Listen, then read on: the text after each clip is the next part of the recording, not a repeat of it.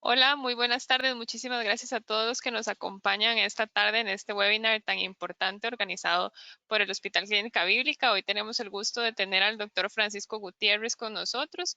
Él es neurocirujano y vamos a tocar un tema que creo que es bastante común, ¿verdad?, entre la población, que son las hernias discales en columna. Vamos a hablar de los síntomas y el tratamiento. Así que, doctor, muchas gracias por abrirnos un espacio y acompañarnos hoy.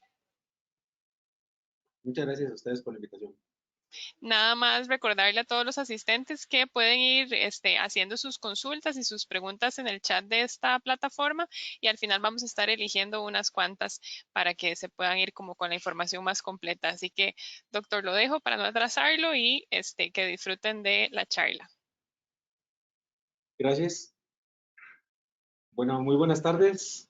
El día de hoy vamos a tener una charla sobre lo que son hernias de disco, unas generalidades, porque es un tema realmente muy amplio, como para ponernos a darlo como con tanto detalle. Es imposible dar tanto detalle en un tema tan amplio, pero por lo menos vamos a tocar las generalidades de lo que implica tener el diagnóstico de una hernia y qué manejo podemos ofrecer a los pacientes tanto desde el punto de vista quirúrgico como desde el punto de vista no quirúrgico o métodos no invasivos, pero un poco más radicales. Entonces, bueno, comenzamos con lo que son básicamente las definiciones más importantes en este tipo de patologías. A grosso modo, tenemos que recordar que una hernia de disco significa que hay un abombamiento en la columna, un abombamiento del disco intervertebral. Entonces, se puede manifestar básicamente de dos maneras. Uno, como lo pueden ver en la diapositiva del lado izquierdo, es en esta imagen, es un dolor de espalda puro, que se llama lumbalgia, o el dolor lumbar puede estar acompañado de un dolor que baja por la pierna, que eso se llama ciática. Hay hernias que generan dolor únicamente de espalda o dolor de cuello, sin que implique que le prensa un nervio al paciente y que le deba doler un brazo o una pierna.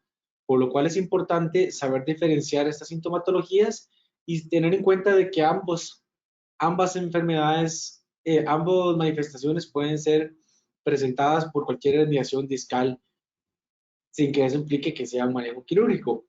Esto es un reporte ilustrativo, una resonancia magnética. Una resonancia magnética no implica, un reporte no implica que tengamos una hernia que de operar. ¿Ok? El que el reporte diga que hay una hernia no quiere decir de que haya que hacer una cirugía o que el paciente ya tiene algo grave. ¿Ok?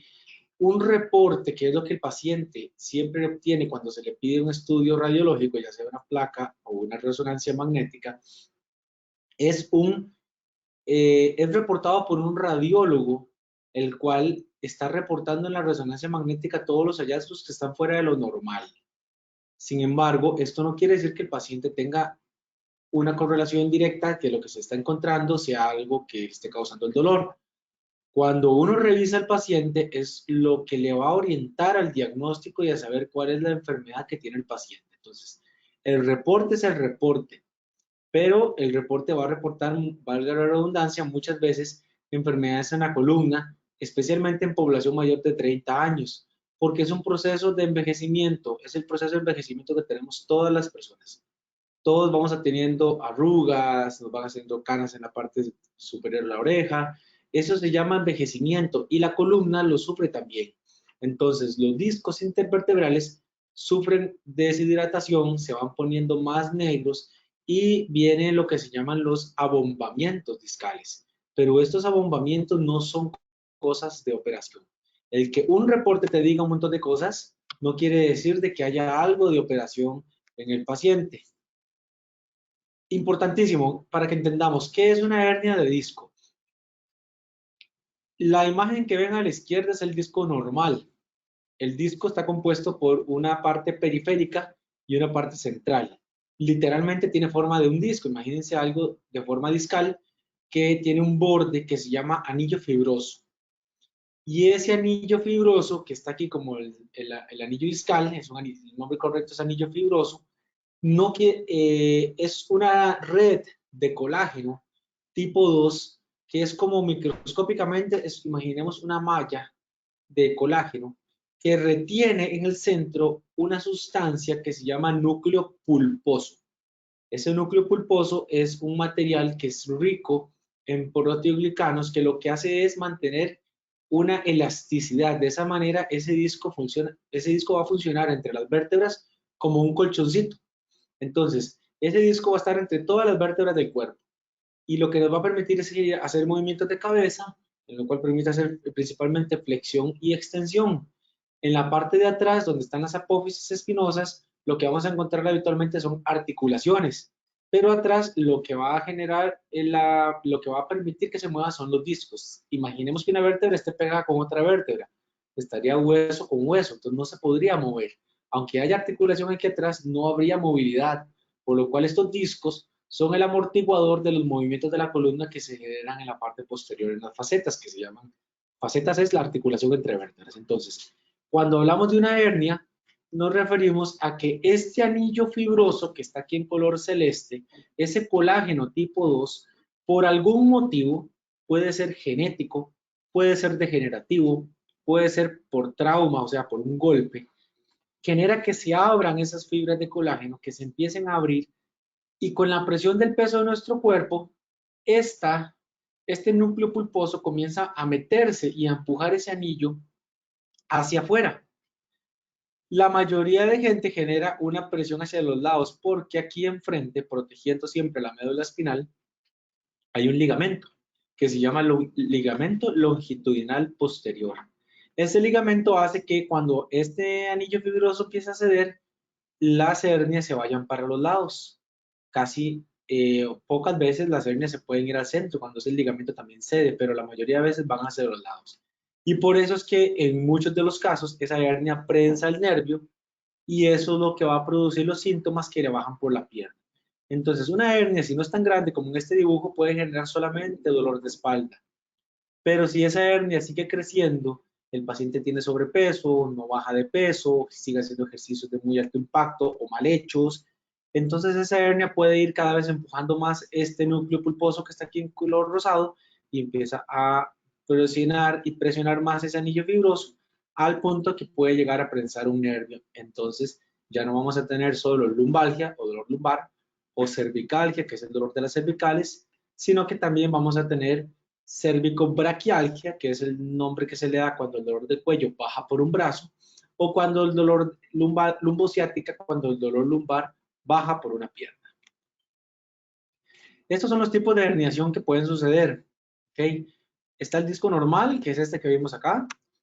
Está lo que se llama un bulge, que es un anglicismo para el término abombamiento, que es simplemente un disco que tiene una pequeña burbujita.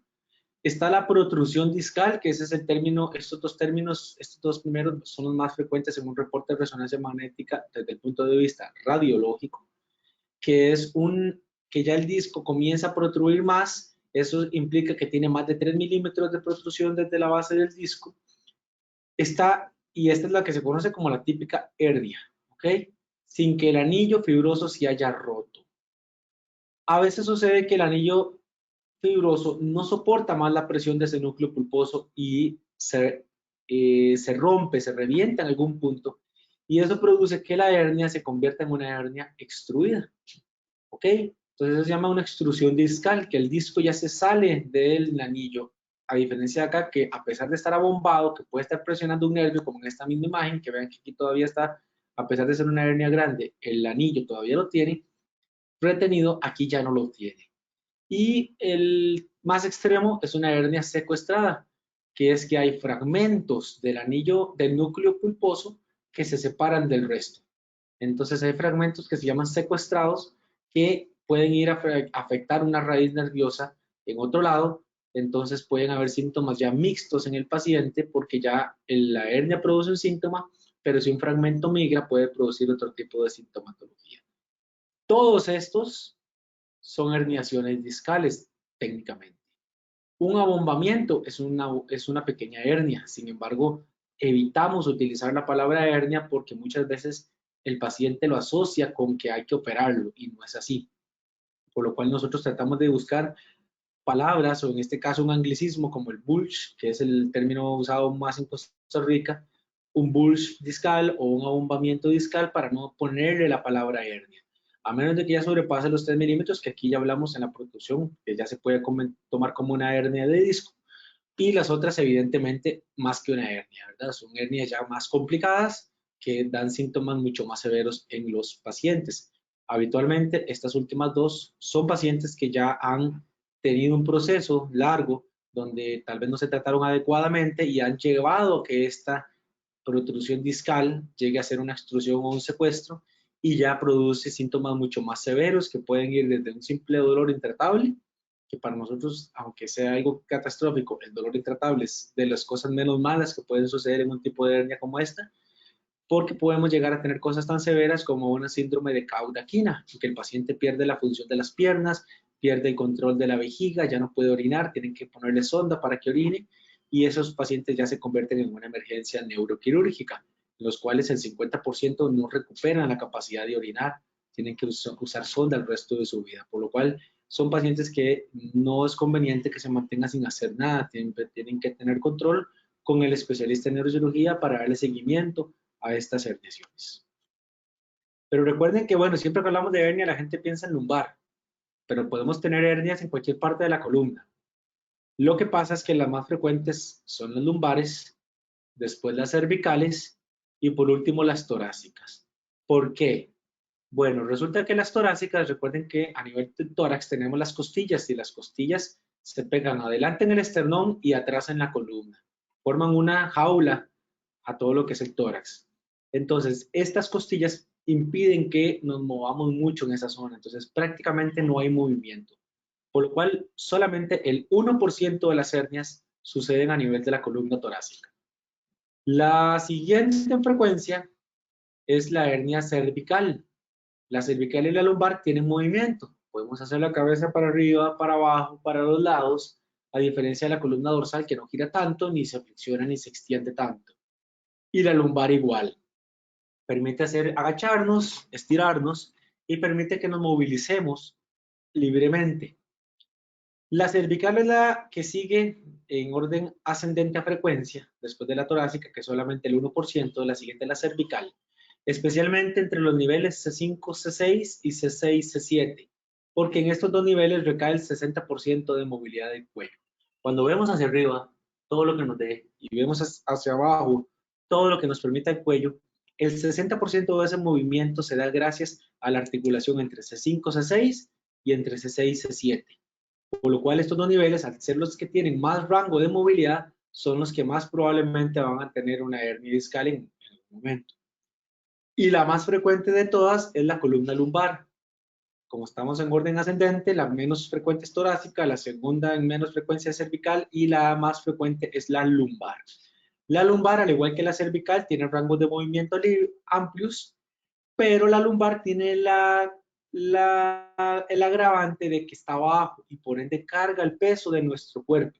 Entonces, tenemos aquí arriba el peso de la cabeza en las cervicales, pero en las lumbares tenemos el peso de la cabeza, de todo nuestro tórax, de todo nuestro abdomen, de si tenemos obesidad, vamos a cargar también el panículo adiposo, la grasa que tenemos en el estómago, y todo ese peso recae en estas vértebras. Por eso, a pesar de que también tiene movimiento, son las que más frecuentemente se enferman por el peso del paciente. Y de ahí que ya ustedes saben cuál es la medida número 1 que hacemos nosotros, bajar de peso, porque eso es compresión a la columna lumbar. La columna lumbar característicamente entre la cuarta y la quinta vértebra, cuarta y quinta, y entre la quinta vértebra lumbar y el sacro, son donde más movimiento hay en el rango cuando nos agachamos, por ejemplo, a amarrarnos los zapatos. Entonces, al ser los dos niveles de más movimiento, el L4, L5, que es este, y el L5S1, que es este, estos dos discos son los que más sufren hernias, porque son los que más movimiento tienen y aparte de eso, tienen el peso del cuerpo, por lo cual lo más frecuente cuando hablamos de lumbar, de hernia, perdón, hablamos de dolor lumbar. Una hernia de disco tiene dos manifestaciones.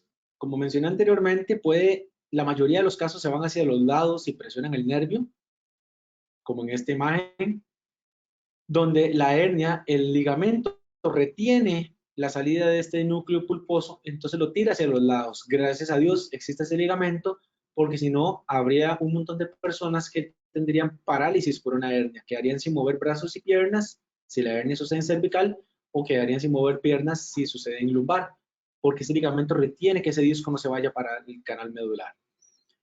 Y existen otro tipo de hernias que suceden hacia la parte central, que ahí sí hay presión directamente en el canal, ya sea si es a nivel cervical, donde está la médula espinal que mueve brazos, donde va la comunicación para mover los brazos y las piernas, o a nivel lumbar, que no hay médula, pero hay nervios. Entonces, la hernia puede manifestarse por un dolor axial, que es lo que se llama dolor axial. Dolor axial es el dolor de cuello y de columna, o columna, ¿ok? Que duele la espalda o duele el cuello, pero no duelen los brazos. Eso sucede habitualmente por hernias de características centrales. Y el dolor radicular, o sea, de la raíz nerviosa que sale de la columna, es lo que se conoce como una braquialgia, que es cuando duele un brazo. Entonces, si duele el cuello y el brazo, sucede lo que se conoce en medicina como una cervicobraquialgia o una lumbociática, que es el dolor de espalda, pero que baja por la pierna, porque está pensando el nervio que baja a la movilización de todo el resto de la pierna. A nivel cervical, hablando directamente ya de hernias de disco cervicales puras, el dolor cervical directo, puro, sin irradiación al brazo, es la manifestación más frecuente en hernias de disco cervicales.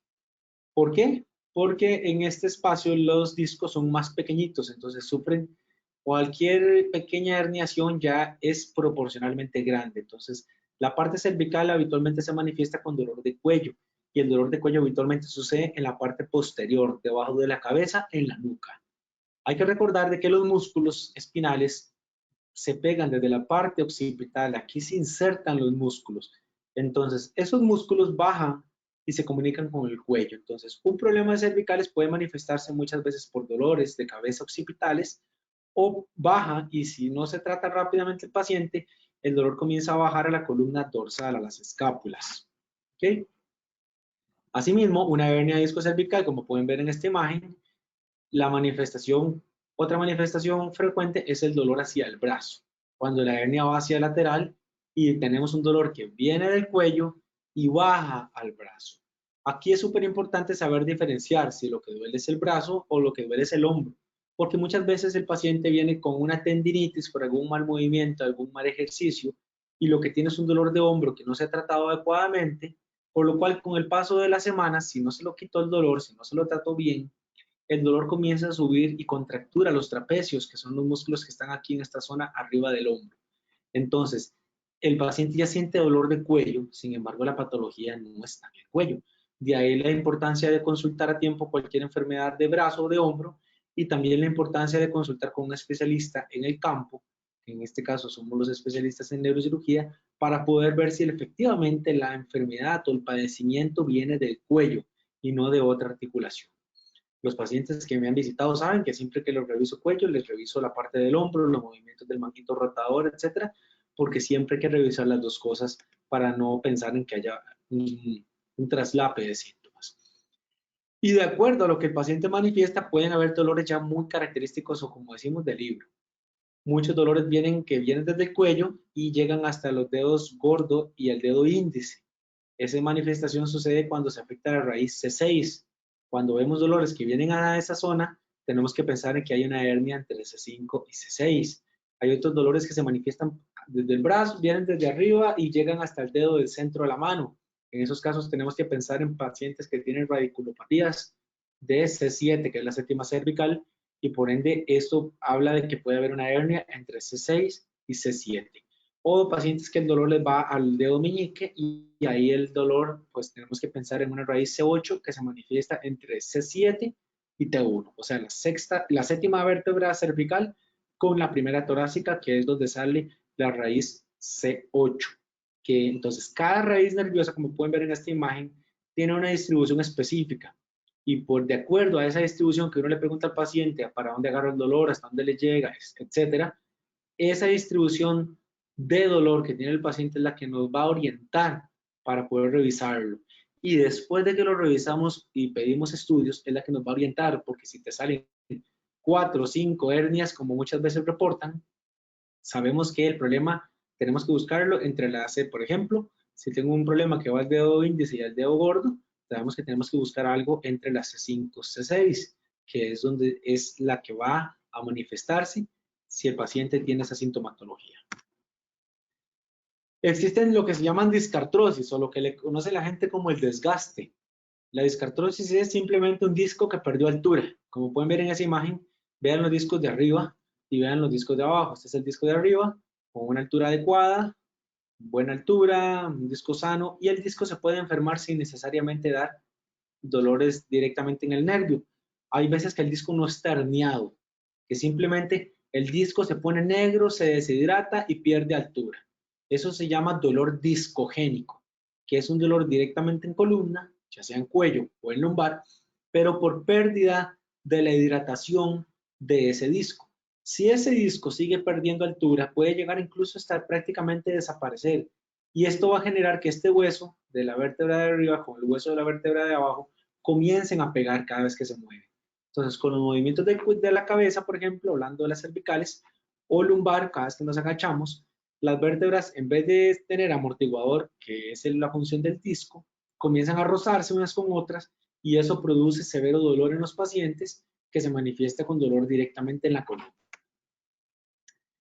Aquí un ejemplo de una herniación cervical. Esta es una hernia, esta es la segunda vértebra cervical. Entonces, de aquí se cuenta. Entonces, así es como nosotros determinamos de dónde es una hernia. Entonces, la que es muy alta, que es como un palito hacia arriba, se llama C2, que es el proceso odontoides, que es muy fácil de identificar y por ende, esta es C2. Y aquí está C3, C4, C5, C6. Entonces, aquí tenemos una hernia C6, C7, que en este caso está teniendo contacto, pero de la médula espinal. Estos pacientes con médulas espinales comprimidas pueden llegar a tener no la manifestación de cuello, no la manifestación de un dolor en el brazo, sino que si ya la hernia cervical comprime la médula, lo que el paciente sucede es que comienza a tener una cosa que se llama una mielopatía. Mielopatía es cuando hablamos de mielo, estamos hablando de médula. Mielopatía significa que hay un problema, pero en la médula, no en los nervios. Recuerden que la médula baja y va tirando nervios conforme va bajando. Los nervios dan una cosa, una manifestación totalmente distinta a la médula. La médula, lo que va a suceder es que el paciente pierde la movilidad de brazos y piernas, comienza a estar tieso, le va a costar abrir y cerrar manos, comienza a perder la movilidad y se pone muy tieso como un robot. Eso es lo que se conoce como una espasticidad. Cuando nosotros revisamos al paciente, vamos a encontrar diferentes hallazgos que nos orientan a saber que esta hernia está prensando o un nervio o una médula espinal, porque a la hora de revisar al paciente, si es el nervio lo que hace es perder el reflejo porque está prensado. Pero cuando es la médula espinal sucede lo contrario, los reflejos son exaltados. El paciente brinca más de lo normal cuando golpeamos con el martillito. Entonces hay manifestaciones totalmente opuestas y hay muchos signos que son de uno y los signos contrarios son de la otra manifestación para hablar de médula o de nervios, en los cuales nos permite orientarnos a nivel de médula cervical si el problema es que está prensando la médula o si está prensando el nervio. A diferencia lumbar, que abajo no hay médula espinal. La médula termina en L1, L2. Entonces, como la mayoría de hernias son L4, L5, ahí lo que van a ver son nervios. Por eso es que la lumbar lo que genera más dolor. La cervical puede manifestarse por pérdida de la movilidad. En este caso podemos ver una herniación, pero que se va hacia un lado. Esta es la R de right, esta es la L de left, entonces es una hernia cervical que se va hacia la izquierda y en estos casos la manifestación es de raíz, de dolor en el brazo izquierdo. La médula aquí se ve desplazada, pero hay un campo de agua, que es el líquido cefalorraquídeo, que es esto blanco, que nos indica de que no es la médula el problema, sino que es el nervio. La médula, aunque está un poquito desplazada, no está teniendo manifestaciones de sintomatología. Hablando de la parte lumbar, a nivel lumbar tenemos que tener claro, tanto para lumbar para cervical, esto que les dije anteriormente. Vean que los músculos se pegan desde el cráneo y bajan y van hasta abajo, hasta la colita. De ahí la importancia en que tratemos los pacientes, que ustedes como pacientes consulten en un plazo no tan largo. O sea, está bien de que no consulten el mismo día del dolor. Lógicamente cualquiera se puede tomar un analgésico. Pero si el dolor se manifiesta por muchos días, que ahora al final vamos a hablar cuánto es lo normal, es importante consultar porque un problema cervical, si pasan los meses, se contractura el músculo, ya sea por una hernia, por lo que sea, genera un espasmo del músculo, que eso se manifiesta como una rectificación en las placas, la pérdida de la lordosis o la rectificación, que es la pérdida de la curva. La columna normalmente del lado, viéndola de medio lado, tiene curvaturas. Cuando el músculo se pone espástico, lo que hace es esto, lo rectifica, porque el músculo está sostenidamente contraído. Entonces, este espasmo muscular puede ir bajando si no se tratan a tiempo. Entonces, el paciente que empezó con un dolor cervical le empieza a doler las escápulas, ahora duele por la escápula, le sigue bajando y si pasan un montón de tiempo y no se lo trataron adecuadamente, son los típicos pacientes que dicen me duele todo, me duele desde el cuello hasta abajo. O al revés, me duele la espalda baja, pero el problema va para arriba y me duele el cuello también, y estoy todo tieso los brazos, porque el espasmo sube, porque estos músculos, aunque se afecte directamente acá, inicialmente, si no se trata a tiempo, afecta a toda la columna por un espasmo muscular. A nivel lumbar, tenemos la manifestación de ciática, entonces es importante conocer este tipo de sintomatología. Recuerden que un paciente con ciática es el dolor de espalda que baja por la pierna. Entonces, esa es otra manifestación de hernias de columna lumbar. ¿Cómo podemos saber si el problema es una hernia? Bueno, eso es una prueba que ustedes pueden hacer en su casa. Ustedes se acuestan con las piernas rectas, tienen que estar relajados, que eso es lo que hacemos nosotros los médicos cuando revisamos un paciente. Y con la pierna relajada, otra persona tiene que agarrar el talón de la pierna, del pie, y con la pierna estirada y relajada, no haciendo fuerza, le tiene que elevar la pierna un poquito. Cuando el paciente tiene una alteración de dolor que va en un rango entre los 15 grados, pero no más de 50 grados, eso habla de que hay un nervio irritado, no necesariamente prensado, pero sí que eso es un problema de nervio, por lo cual tienen que consultar con un neurocirujano. Existen también dolores de espalda puros. Una hernia de disco no siempre se manifiesta por el dolor en la pierna. Este, por ejemplo, es lo que les comentaba con el dibujo previo, que es un dolor discogénico, pero ahora estamos hablando directamente del lumbar. Entonces, vean cómo se ve toda la columna con discos blancos, que eso es lo normal, deberían verse blanquitos, y hay un disco que se ve oscuro. Esto se llama un disco negro. ¿Okay? Ese disco negro produce muchos problemas, especialmente en gente joven, incluso pueden ser pacientes delgados, porque genera un dolor de espalda muy difícil de tratar, donde los analgésicos no llegan porque los discos intervertebrales no tienen vasos sanguíneos. Entonces, los discos sobreviven porque se hidratan del agua que viene de las vértebras de arriba y de abajo, que sí tienen arterias, y ellas son las que toman la sangre, y lo que mandan es agua a los discos. Entonces, como los discos no tienen un vaso sanguíneo que les lleve los medicamentos, ese dolor es muy refractario al tratamiento. Además, está muy al fondo. Esta es la parte de atrás de la espalda. Entonces, la terapia física trabaja muy bien la parte muscular y todo esto, pero no llega hasta acá al fondo. La terapia física alivia el espasmo muscular y eso es lo que funciona muy bien y alivia, pero ese es el típico caso que el paciente dice, sí, doctor, es que yo hago terapia, me siento muy bien en el momento, pero después me duele y vuelve para atrás todo. Porque el dolor, la terapia lo que hace es aliviar el dolor de la musculatura, pero este dolor muscular es por el espasmo, pero el espasmo es secundario a algo más adentro, por lo cual es importante que si el dolor persiste, hay que consultar. A nivel lumbar existen otras cosas importantes de saber. Hay hernias que se manifiestan no como hernias puras, sino que generan una cosa que se llama claudicación de la marcha. Resulta que en pacientes mayores, en pacientes adultos mayores, conforme avanza la edad y especialmente si asociamos obesidad, ya sea en el momento o que fueron obesos durante muchos años de su vida, sucede una hipertrofia de este ligamento que se ve acá, que se llama ligamento. Este ligamento aquí lo pintaron rosado, pero realmente es un ligamento que se llama ligamento amarillo. Lo pintaron rosado para diferenciarlo del nervio que se pintó en rosado. Este ligamento y además la artrosis de la columna, que es esta, la articulación, se empieza a hacer grande, hipertrófica, asociado a hernias discales, produce que todo el canal ya no solo prensa un nervio, sino una raíz, sino que se cierre todo el canal de todos los nervios a nivel lumbar. Y estos son los pacientes que lo que sienten es que cuando caminan, sienten que se les duermen las piernas y les agarra un dolor severo en las piernas. Estos pacientes tienen que parar de caminar, tienen que dar un reposo un tiempo para que se alivie el dolor para que les baje el dolor de las piernas y luego pueden seguir caminando. Eso se llama claudicación de la marcha. Y esta claudicación, el paciente, el problema es que es progresiva. El paciente comienza diciéndote, doctor, es que vieras que yo caminaba antes mucho y ahora cuando voy caminando por 1 kilómetro, siento que las piernas no las aguanto y se me duermen. Tengo que sentar un ratito para poder sentarme y que se me baje el dolor.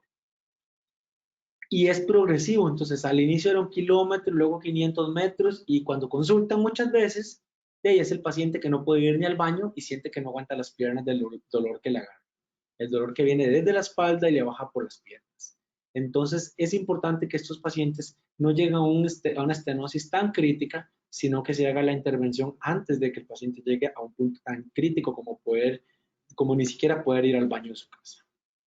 A nivel lumbar existen otras cosas que se llaman dolores de tipo articular. La articulación de la columna es faceta. ¿Okay? Como pueden ver aquí, el disco está adelante hacia donde está el abdomen y atrás está el resto de la columna. Entre vértebra y vértebra, entre esta y esta, tiene que haber una articulación, que es acá atrás. Esto se llama faceta articular y es una de las causas de dolor muy frecuentemente encontradas donde los pacientes son subdiagnosticados porque ni siquiera son reportados en la resonancia magnética. Estos dolores articulares son más que todo cuando lo revisamos al paciente que nosotros nos damos cuenta que la característica de dolor es facetaria y esos son dolores que son muy difíciles de tratar también con terapia física porque es una articulación. Ustedes pueden imaginarse que esto es como si fuera la rodilla o el codo, solo que en miniatura. Es una articulación que tiene cápsula articular, tiene líquido articular, es igual que cualquier articulación. Y se inflama como cualquier articulación. Y como cualquier articulación, tampoco tiene vasos sanguíneos que llevan directamente sangre a la articulación, porque es una cavidad de agua. Entonces los tratamientos tomados no hacen tanto efecto, por lo cual en estos dolores facetarios lo que se hace es una infiltración de medicamento directamente en la articulación, como cuando nos infiltran un codo o una rodilla, para aliviar el dolor y aliviar la inflamación. A nivel lumbar, ya no hablando directamente de hernias, sino que hablando de otros dolores que se confunden con las hernias, están los dolores de la articulación sacroiliaca. El sacro es este hueso final de la columna, que tiene forma triangular, y se articula con la pelvis. La parte de la pelvis que se articula se llama el hueso ilíaco, por lo cual esta articulación se llama articulación sacroiliaca. Esta articulación genera dolor, muchas veces se inflama, y el diagnóstico de este tipo de patologías es cuando revisamos al paciente. Nosotros revisamos al paciente, hacemos varias maniobras y además palpamos el punto exacto de la articulación y eso genera dolor. Eso se puede corroborar con estudios radiológicos donde podemos ver que hay una inflamación de la articulación sacroiliaca y esto nos conlleva a que sabemos de que el problema hay que tratar. Se puede tratar con terapia física, con medicamentos, con parches o con infiltración. Existen otras neuralgias que se llaman neuralgias del nervio femorocutáneo, que es un nervio que pasa por debajo del ligamento inguinal, se llama nervio cutáneo femoral, y ese ligamento a veces prensa ese nervio.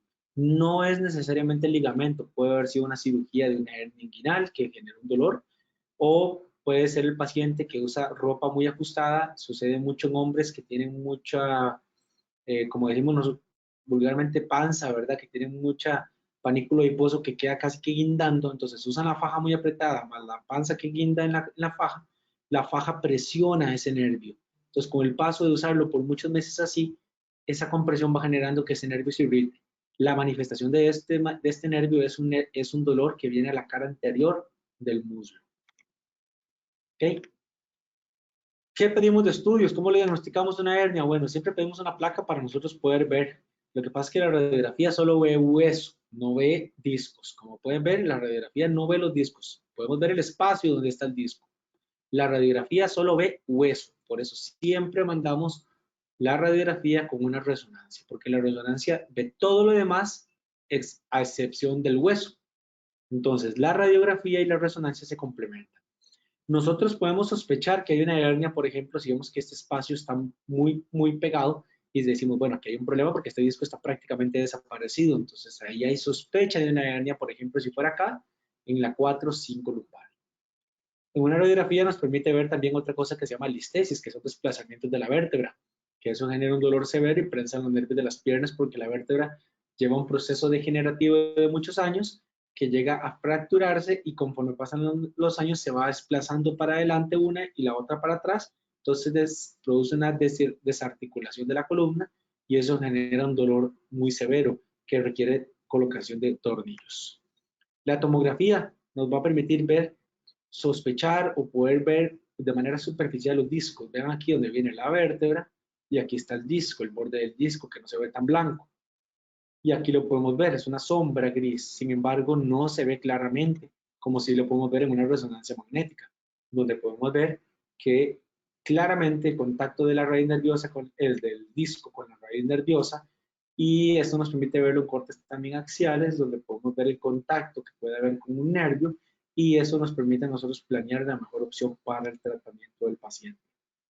¿Ok? La resonancia magnética es el estudio gold estándar para ver pacientes. No se realiza únicamente en pacientes que tienen contraindicada. Por ejemplo, los pacientes que tienen marcapaso no se les puede hacer. Incluso se puede hacer, pero tiene que ir la persona encargada del marcapaso a que apenas termine la resonancia se lo recalibre. No se puede hacer en pacientes que tienen pines metálicos antiguos. Los pines actuales son de titanio, pero los de antes eran de acero. Al ser una resonancia, como su nombre lo indica, magnética, genera campos magnéticos que calientan el metal y eso puede producir mucho dolor en el paciente, por lo cual no se puede hacer. De hecho, los que se hayan hecho una resonancia saben que les quitan todo lo metálico y les preguntan si tienen pines o cirugías que hayan requerido tornillos, etc. Esto es para que vean la diferencia entre una tomografía y una resonancia. De ahí la diferencia en el precio también.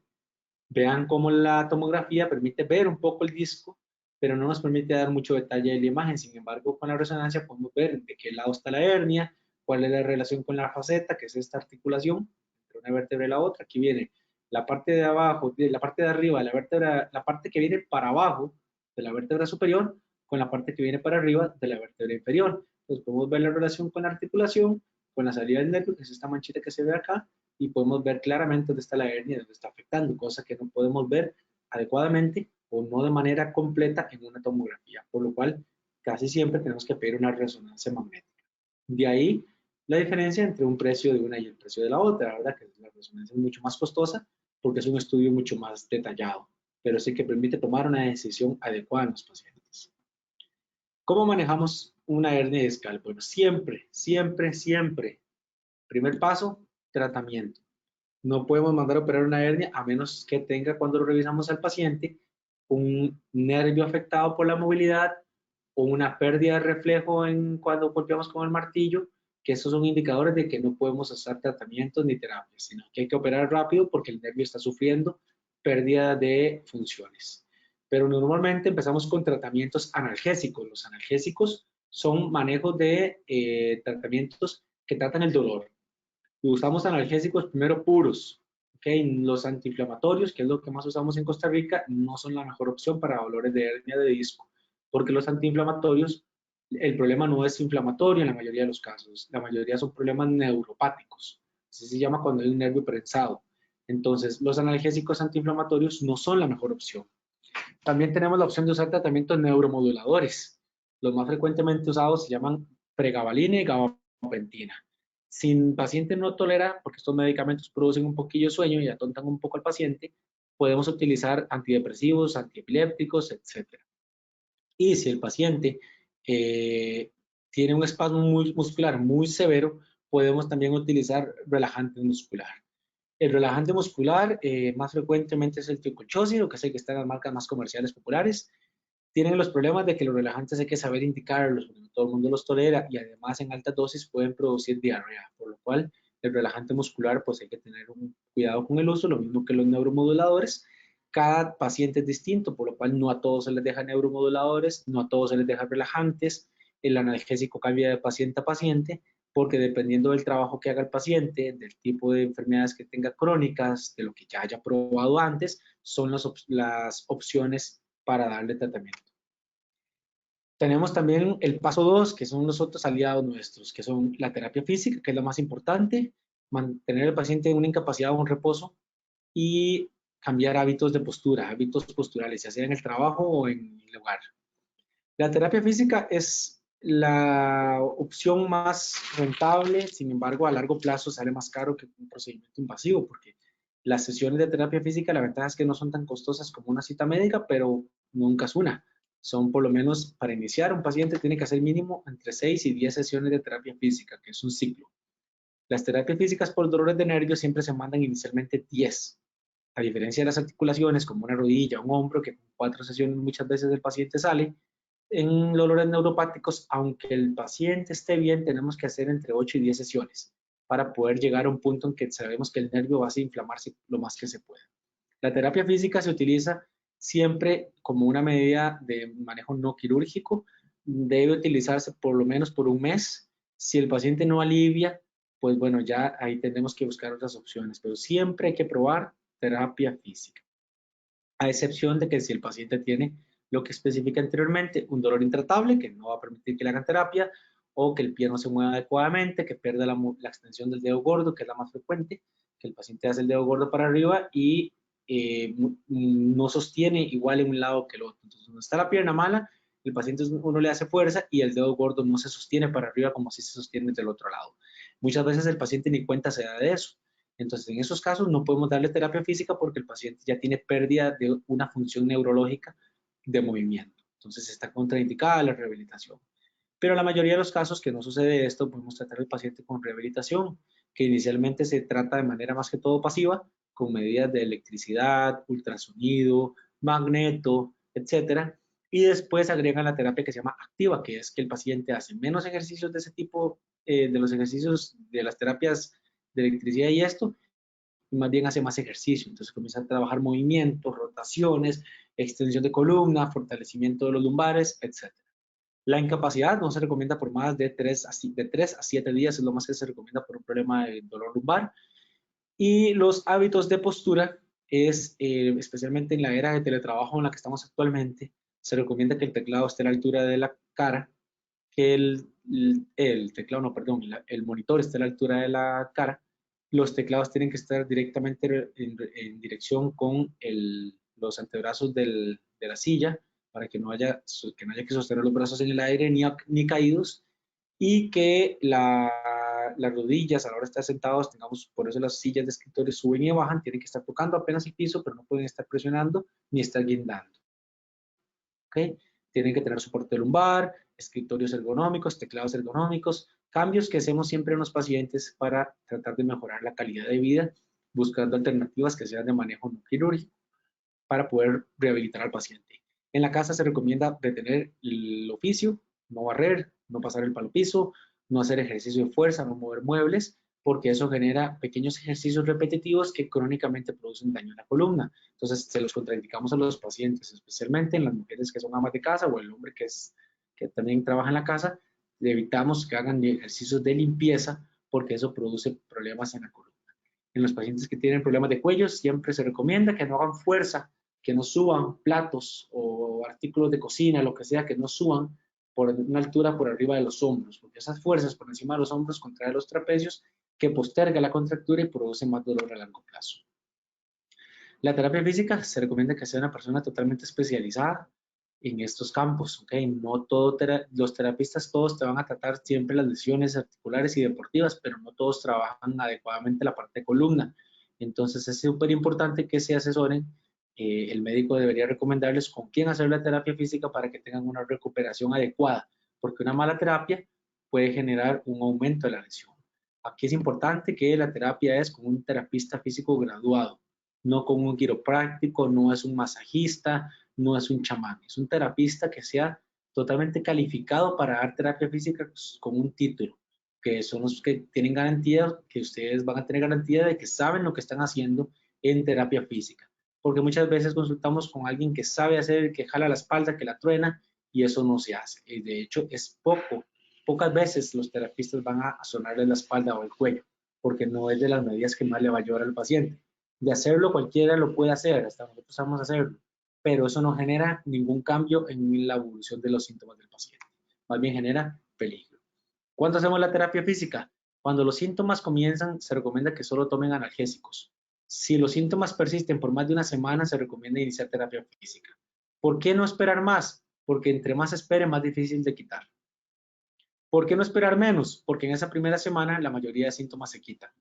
Entonces, En esos primeros 3 días, que se supone que el paciente debería aliviar como cualquier paciente, un esfuerzo, lo que sea, puede haber un dolor de ciática o un dolor de cuello o una contractura, en 3 días debería estar resuelto. En ese lapso de 3 a 7 días es cuando el paciente no hay claridad, no hay ninguna recomendación clara de qué hacer en ese punto, entre 3 y 7 días. Lo que se sabe es que si llega a 7 días de dolor, debe consultar con un terapista, que es la recomendación. Hacer por lo menos 4 a 6 sesiones de rehabilitación para poder salir del dolor de espalda, dolor de pierna, dolor de cuello, dolor de brazo. Y cuando hacen terapia física, esa terapia normalmente toma casi un mes. Llegando a este punto, bien tratado, el 80 a 90% de los pacientes han salido de la crisis, pero bien hecha. Entonces, se deja tratamiento, se deja terapia y la mayoría de gente a la cita de la semana, a la cita del mes, ya debería tener una resolución importante, pues no completamente asintomático, pero sí debería ir mejorando el dolor. El uso de corsés y collares, lo pongo ilustrativo como una de las cosas que se habla mucho. Esto está totalmente contraindicado. No se recomiendan corsés, no se recomiendan collares. ¿Ok? Eso es una medida que se usaba mucho antes. Se ponía un collarcito para tratarse el dolor cuando les dolía mucho. El collar alivia mucho cuando se lo pone porque el collar genera que el cuello descanse. El problema es que cuando usted lo quitan, genera una contractura de rebote. Entonces genera una dependencia. Por eso los pacientes después ya no se pueden quitar el collar. Lo mismo sucede con los corsés y las fajas. El paciente se lo pone y siente muy aliviado porque los músculos están descansando, porque el corsé está haciendo ese trabajo. El problema es que van a tener que aprender a vivir con el corsé, porque el corsé genera esa presión. Entonces cuando lo quitan, contracturamos la espalda porque de rebote el músculo que estaba descansando muy cómodo, le ponemos de un solo el peso del cuerpo y entonces eso genera que el músculo genere un espasmo de rebote y esto es lo que genera la dependencia en estos casos, ¿ok?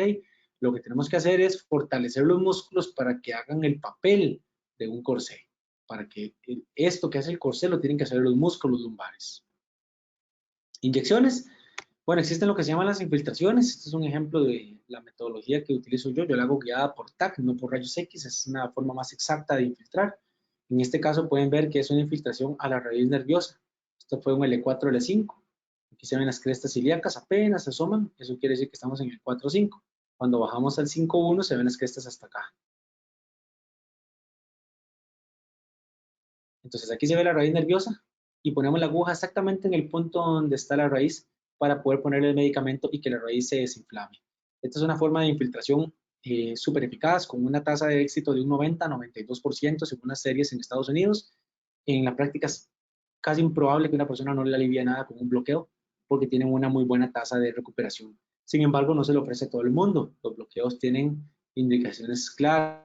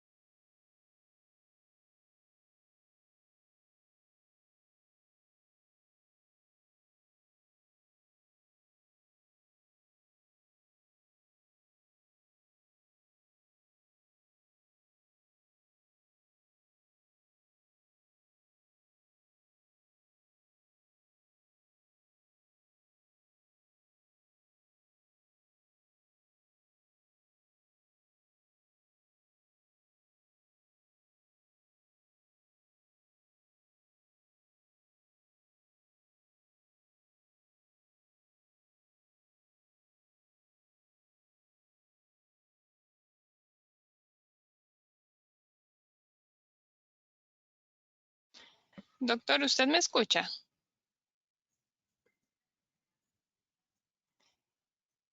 Las disculpas del caso, ya vamos a retomar la señal. Veo al doctor conectado, pero no lo podemos ver.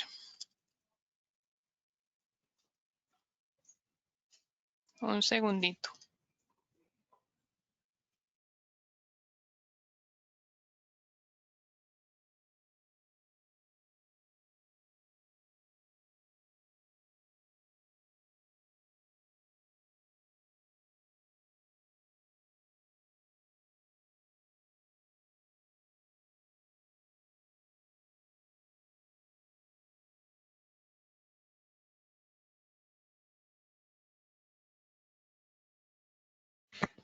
Ahora sí, doctor, ya lo vemos.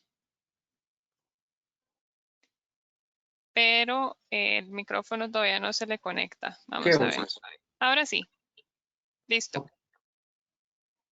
Entonces, bueno, esa es una de las alternativas, que esto en este caso es un bloqueo facetario, que es un bloqueo del dolor facetario articular. Este es un bloqueo discal, y esto es para que vean la diferencia con un bloqueo guiado por rayos X, para que vean la gran diferencia que hay entre una y otra. El precio es el mismo en cuanto a costos, y la efectividad de hacerlo guiado por TAC pues genera que sea mayor confianza y el paciente tiene certeza de que el medicamento está en el sitio donde necesitamos que esté.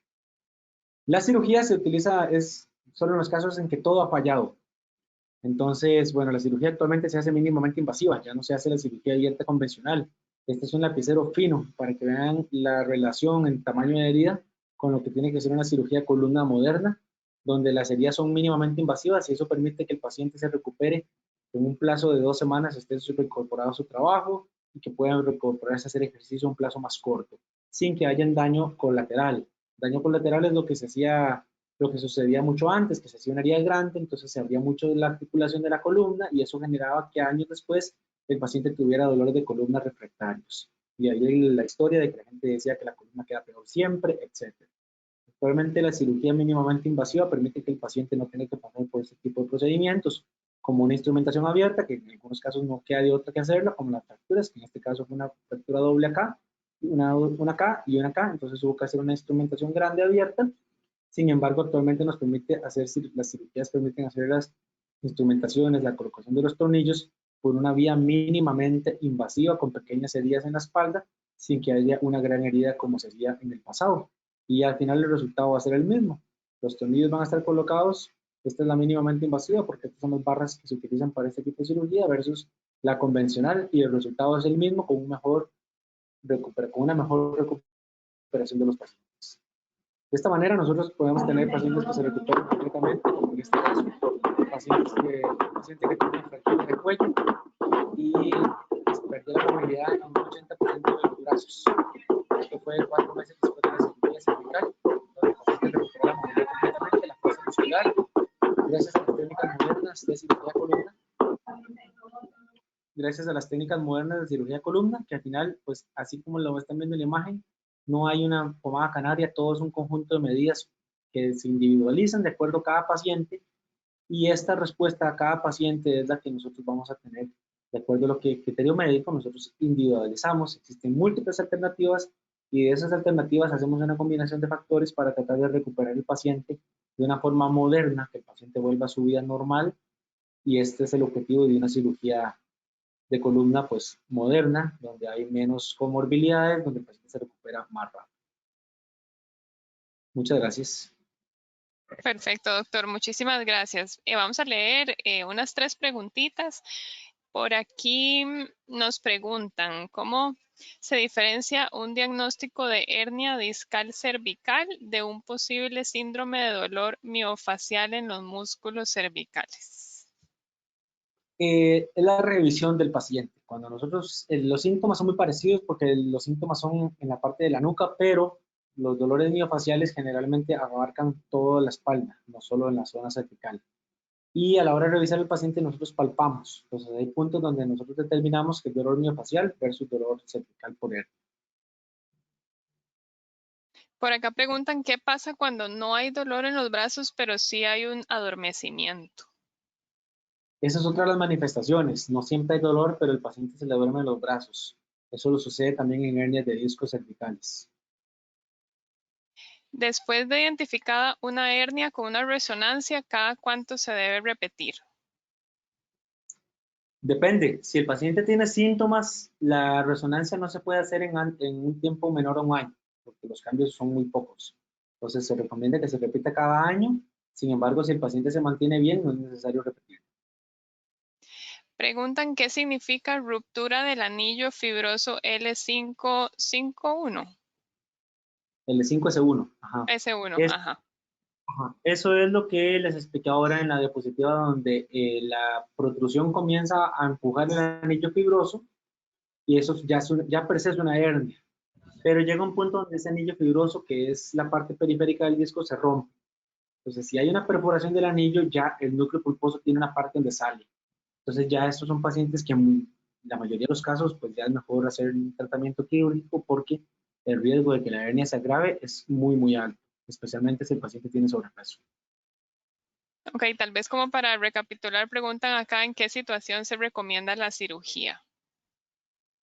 Cuando todo ha fallado, número uno, o cuando ya el paciente a la hora de revisarlo, puede ser que en la primera cita te recomienden una cirugía, pero eso es cuando uno revisa al paciente, se da cuenta. Cuando uno no le puede decir al paciente que es de operar si no lo ha revisado. Okay, si no te acostaron en una camilla y no te revisaron, primero se revisa todos los movimientos de las piernas, después se revisa los reflejos con el martillo y después se revisa la fuerza muscular. Esa es la manera en que usted le puede decir a un paciente, hay que operar. ¿Por qué? Porque la pérdida de reflejos con el martillito, la pérdida de sensibilidad del movimiento o la pérdida de fuerza muscular en los movimientos del dedo y el pie son los que determinan si un paciente es quirúrgico, no la hernia como tal, no la imagen. Nosotros no vamos a operar la resonancia, nosotros operamos a doña María o a don José o a la persona. Entonces, lo que uno le encuentra al paciente es lo que determina si es de manejo quirúrgico o no. Si el paciente tiene pérdida de movilidad, sí hay que operar. O los casos en que se intentó tratamientos y todo ha fallado. Perfecto. Dice que si podría referirse a recomendaciones sobre cómo evitar la contractura frecuente de cuello. Primero, el ejercicio aeróbico. ¿Okay? Para evitar una contractura, la persona que hace ejercicio diario es la persona que menos se contractura, porque el ejercicio es el factor protector. No hay relajante muscular que afloje más el músculo que el ejercicio. No hay pastilla que afloje más que el ejercicio. Entonces, siempre la relajación, la relajación que causa el ejercicio aeróbico diario es un factor protector. ¿Okay? Lo otro son las medidas que dije ahora, de la computadora, etcétera. Estar mucho tiempo en una sola posición es importante que el paciente las corrija. Y bueno, existen otros estiramientos. Hacer estiramientos, la persona que padece de esto debería hacer estiramientos del cuello en la mañana y en la noche, pero siempre con el cuello que entre en calor. Por eso lo mejor es hacer ejercicio. Pero si no puede o no lo hace, se puede poner una compresa caliente unos 15 minutos y luego estirar el cuello. Y por acá nos preguntan, luego de una cirugía de fusión de vértebras, ¿el paciente puede subir y bajar gradas? Correcto. Ok. No hay un problema. Bueno, ya puede ser para ir cerrando, preguntan también como recapitulación, digamos, ¿cuáles son los primeros signos que uno puede identificar como formación de hernia en la espalda? Habitualmente comienza con dolor de espalda, puro. Y posteriormente lo que comienza a suceder puede ser un dolor hacia el glúteo, luego el dolor del glúteo comienza a bajar a la parte de atrás del muslo, luego comienza a bajar cada vez más. Pero casi siempre empieza con dolor de espalda puro. Por eso es la importancia que como les dije de que no dejar pasar un mes con dolor, porque ya si lo dejan pasar ya es muy difícil diagnosticar después, no sabemos si es un problema muscular o si es un problema de una hernia. Perfecto, doctor. También aquí hay muchos comentarios de que la charla estuvo muy completa, muy completa. Le agradecen mucho todo el tiempo que usted nos regaló. Igualmente desde Hospital Clínica Bíblica también le agradecemos mucho su tiempito y nada más recordarle a todos los asistentes que esta charla va a estar en el canal de YouTube de Hospital Clínica Bíblica para que puedan repasarla y puedan compartirla con algún otro familiar que necesiten. Doctor, así que muchísimas gracias. No, muchas gracias a ustedes. Igual en mi página de Facebook, nosotros la compartimos también para que también la puedan compartir entre familiares. Bueno, Muchas gracias. excelentísimo. Igualmente ahí en el canal de YouTube, en nuestras redes sociales, pueden ponernos cualquier otro tema que ustedes gusten que tratemos con el doctor Gutiérrez para unas próximas charlas. Muchísimas gracias a todos y feliz tarde. Gracias, doctor. Gracias, un placer como siempre. Chao.